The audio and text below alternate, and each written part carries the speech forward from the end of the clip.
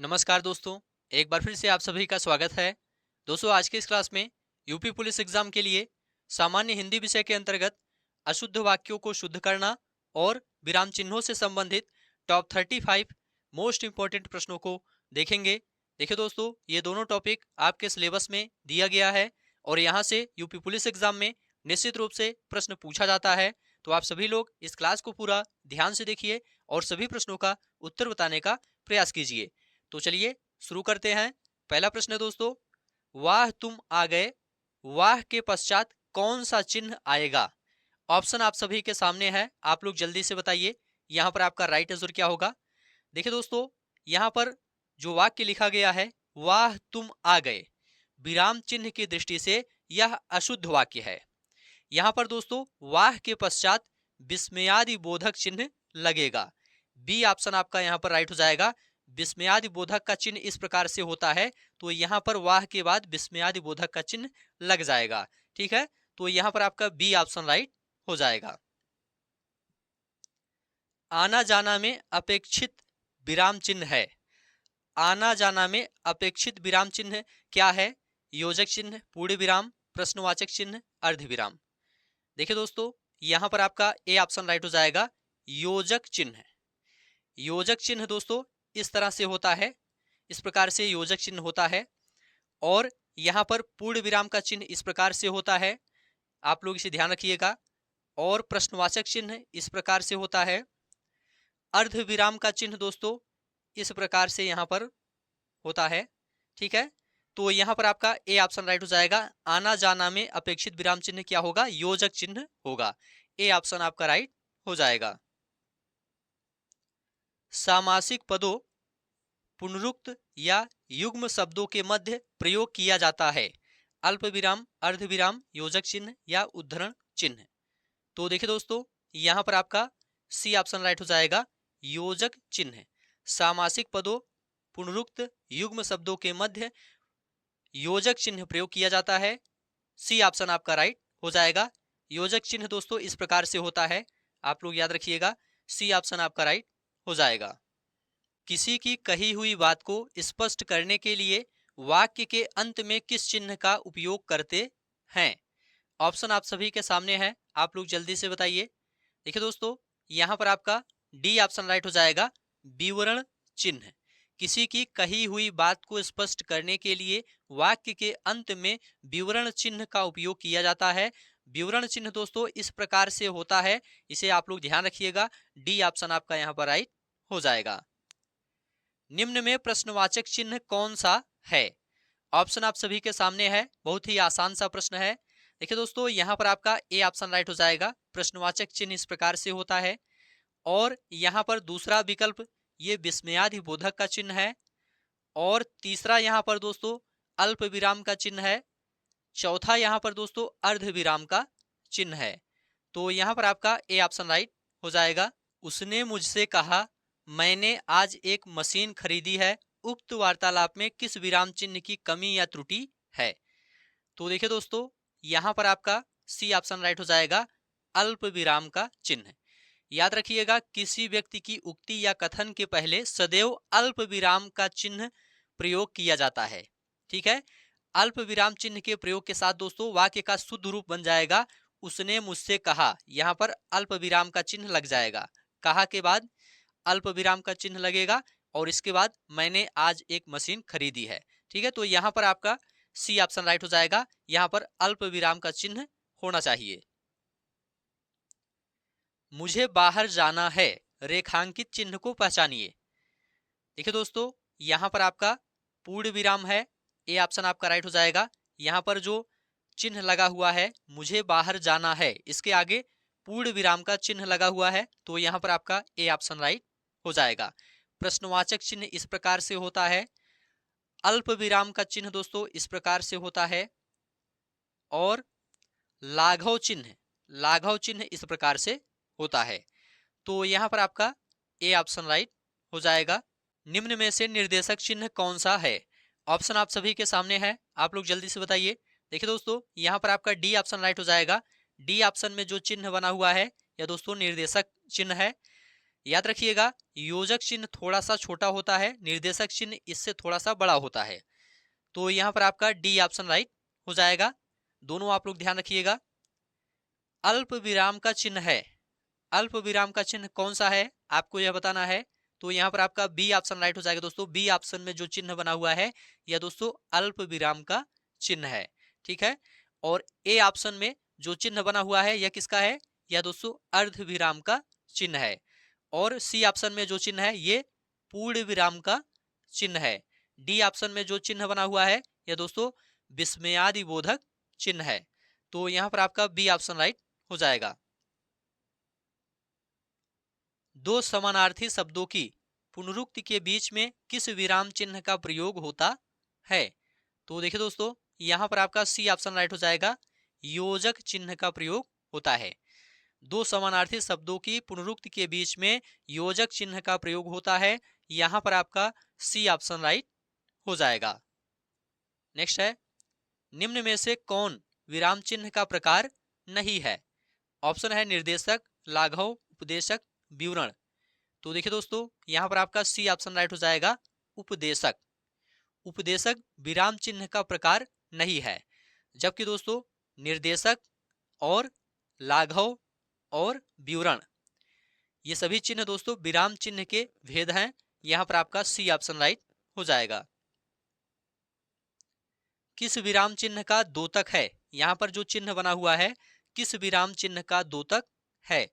तो देखिए दोस्तों, यहाँ पर आपका ए ऑप्शन राइट हो जाएगा, यह दोस्तों कोष्ठक चिन्ह है।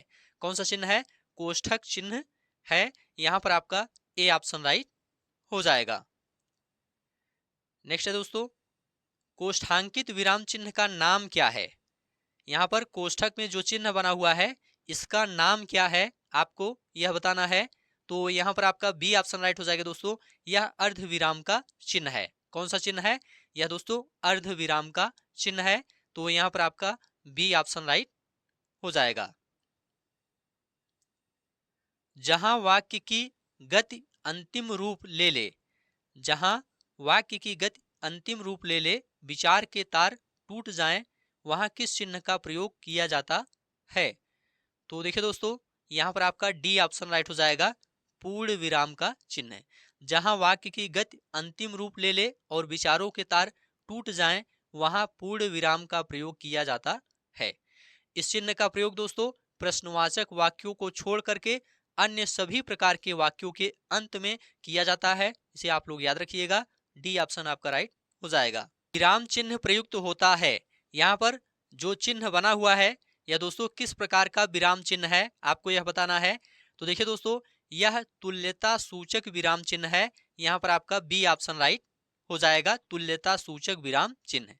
विवरण चिन्ह दोस्तों इस प्रकार से होता है, आप लोग याद रखिएगा। लाघव चिन्ह इस प्रकार से होता है और संयोजक चिन्ह इस प्रकार से होता है। तो यहाँ पर आपका बी ऑप्शन राइट हो जाएगा। निम्न में से सही वाक्य की पहचान कीजिए। पहला है, वह देर में सोकर उठता है, यह दोस्तों अशुद्ध वाक्य है। वह देर के साथ सोकर उठता है, यह भी आपका अशुद्ध है। वह देर तक सोकर उठता है, यह आपका शुद्ध वाक्य है। वह देर को सोकर उठता है, यह भी आपका शुद्ध है। तो यहाँ पर आपका सी ऑप्शन राइट हो जाएगा। नेक्स्ट है, निम्न में से सही वाक्य की पहचान कीजिए।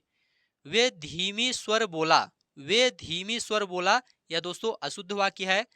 वह धीमे स्वर में बोले, यह भी आपका शुद्ध है। वह धीमे स्वर में बोला, वह धीमे स्वर में बोला, यह आपका शुद्ध वाक्य है। सी ऑप्शन राइट हो जाएगा। वे धीमी स्वर में बोला, यह भी आपका शुद्ध है। सी ऑप्शन आपका राइट हो जाएगा। मेरे से पढ़ा नहीं जाता, इस त्रुटि युक्त वाक्य के लिए शुद्ध वाक्य पहचाने। देखिए दोस्तों, मेरे से पढ़ा नहीं जाता यह अशुद्ध वाक्य है। इसका शुद्ध रूप होगा मुझसे पढ़ा नहीं जाता। डी ऑप्शन राइट हो जाएगा, मुझसे पढ़ा नहीं जाता। मैंने अपना हस्ताक्षर कर दिया, इस त्रुटि युक्त वाक्य के लिए शुद्ध वाक्य पहचाने। देखिए दोस्तों, मैंने अपना हस्ताक्षर कर दिया यह अशुद्ध वाक्य है। इसका शुद्ध रूप होगा मैंने हस्ताक्षर कर दिए। यहाँ पर डी ऑप्शन आपका राइट हो जाएगा, मैंने हस्ताक्षर कर दिए। नेक्स्ट है, नेताजी ने आजाद हिंद फौजी का नियंत्रण किया, वाक्य की त्रुटियां सुधारें। तो देखिए दोस्तों, इसका शुद्ध रूप होगा नेताजी ने आजाद हिंद फौज का नेतृत्व किया। यहां पर ए ऑप्शन आपका राइट हो जाएगा, नेताजी ने आजाद हिंद फौज का नेतृत्व किया। यद्यपि वह बीमार था परंतु वह मेला गया, वाक्य की त्रुटियां सुधारे। यह दोस्तों अशुद्ध वाक्य है, इसका शुद्ध वाक्य क्या होगा? देखिए दोस्तों, इसका शुद्ध वाक्य होगा यद्यपि वह बीमार था तथापि वह मेला गया। यहां पर सी ऑप्शन आपका राइट हो जाएगा। नेक्स्ट है, बगीचे की सुंदरता अनूठा है, सही वाक्य का चयन करें। यह वाक्य दोस्तों अशुद्ध है, बगीचे की सुंदरता अनूठा है, यह अशुद्ध वाक्य है। इसका शुद्ध रूप होगा बगीचे की सुंदरता अनूठी है। यहां पर आपका सी ऑप्शन राइट हो जाएगा, बगीचे की सुंदरता अनूठी है। यह निबंध मैं लिखा हूं, सही वाक्य का चयन करें। यह निबंध मैं लिखा हूं, यह दोस्तों अशुद्ध वाक्य है। इसका शुद्ध रूप होगा यह निबंध मैंने लिखा है। क्या होगा? यह निबंध मैंने लिखा है। सी ऑप्शन आपका राइट हो जाएगा। नेक्स्ट है, वह व्यक्ति न्याय प्रिय था, वर्तनीगत त्रुटि सुधारें। यहां पर दोस्तों अशुद्ध वाक्य लिखा गया है, इसका शुद्ध वाक्य होगा वह व्यक्ति न्याय प्रिय था। क्या होगा? वह व्यक्ति न्याय प्रिय था। यहां पर आपका डी ऑप्शन राइट हो जाएगा। मैं आप पर श्रद्धा करती हूं, सही वाक्य का चयन करें। यह दोस्तों अशुद्ध वाक्य है, इसका शुद्ध वाक्य क्या होगा? इसका शुद्ध वाक्य होगा मैं आपके प्रति श्रद्धा रखती हूं, मैं आपके प्रति श्रद्धा रखती हूं। डी ऑप्शन आपका राइट हो जाएगा। नेक्स्ट है, वह तुम और हम बाजार जाएंगे, वाक्य को शुद्ध कीजिए। यह अशुद्ध वाक्य है, इसका शुद्ध रूप क्या होगा? देखिए दोस्तों, इसका शुद्ध रूप होगा हम तुम और वह बाजार जाएंगे, हम तुम और वह बाजार जाएंगे। यहां पर आपका सी ऑप्शन राइट हो जाएगा। आप निसंकोच चले जाओ, शुद्ध वाक्य पहचानिए। यह दोस्तों अशुद्ध वाक्य है, इसका शुद्ध रूप क्या होगा? देखिए दोस्तों, इसका शुद्ध रूप होगा आप निसंकोच चले जाइए। क्या होगा? आप निसंकोच चले जाइए। सी ऑप्शन आपका राइट हो जाएगा। बाघ और बकरी एक घाट पानी पीती है, वाक्य का शुद्ध रूप है। यह दोस्तों अशुद्ध वाक्य है, इसका शुद्ध वाक्य होगा बाघ और बकरी एक घाट पर पानी पीते हैं। यहां पर बी ऑप्शन आपका राइट हो जाएगा। नेक्स्ट है, शेर को देखकर उसका होश उड़ गया, होड़ उड़ गया यहां पर लिखा गया है, इसका शुद्ध रूप क्या होगा? देखिए दोस्तों, यह अशुद्ध वाक्य है, इसका शुद्ध वाक्य होगा शेर को देखकर उसके होश उड़ गए। क्या होगा? शेर को देखकर उसके होश उड़ गए। यहां पर आपका डी ऑप्शन राइट हो जाएगा। कौन सा वाक्य सही है? बैल और बकरी घास चरती है, बैल और बकरी घास चरते हैं, बैल और बकरी घास चरता है, बैल और बकरी घास चरती है। तो देखिए दोस्तों, यहां पर आपका राइट आंसर हो जाएगा बैल और बकरी घास चरते हैं। यह वाक्य सही है। यहां पर आपका बी ऑप्शन राइट हो जाएगा। कौन सा वाक्य शुद्ध है? ऑप्शन है दुकानदार ने ताला खोला, दुकानदार ने ताला खुला, दुकानदार को ताला खोला, दुकानदार को ताला खुलवाया।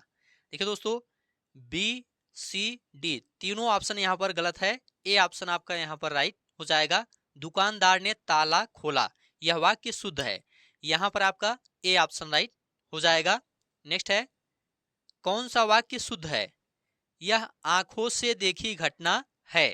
यह दोस्तों अशुद्ध वाक्य है। यह आंखों देखी घटना है, यह दोस्तों आपका शुद्ध वाक्य है। यह आंखों द्वारा देखी गई घटना है, यह भी अशुद्ध है। यह आंखों द्वारा देखी सुनी घटना है, यह भी आपका अशुद्ध है। यहां पर आपका बी ऑप्शन राइट हो जाएगा, यह आंखों देखी घटना है। कौन सा वाक्य शुद्ध है? दही खट्टी है, यह दोस्तों अशुद्ध वाक्य है। दही खट्टा है, यह बिल्कुल शुद्ध वाक्य है। यहां पर आपका बी ऑप्शन राइट हो जाएगा, दही खटास है, यह भी अशुद्ध है। दही खटाई है, यह भी अशुद्ध है। दही खट्टा है, यह वाक्य आपका शुद्ध है। यहां पर आपका बी ऑप्शन राइट हो जाएगा। निम्न वाक्यों में से कौन सा शुद्ध है? मैंने बाजार से सामान खरीदा, यह दोस्तों शुद्ध वाक्य है, पहला ही ऑप्शन आपका राइट हो जाएगा। उसने बाजार नहीं जाना है, यह गलत है। हम तो आपको बता दिए थे यह भी अशुद्ध है। मुझे अपने गुरु के ऊपर श्रद्धा है, यह भी अशुद्ध है। यहाँ पर आपका ए ऑप्शन राइट हो जाएगा, मैंने बाजार से सामान खरीदा। ए ऑप्शन आपका राइट हो जाएगा। निम्न वाक्यों में शुद्ध वाक्य चुनिए।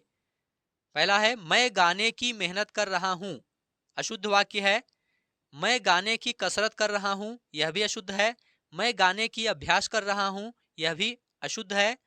मैं गाने का अभ्यास कर रहा हूं, यह दोस्तों आपका शुद्ध वाक्य है। डी ऑप्शन आपका राइट हो जाएगा। तो ठीक है दोस्तों, आज की यह क्लास अब यहीं पर समाप्त होती है। ये सभी प्रश्न आपके एग्जाम के लिए इंपॉर्टेंट हैं।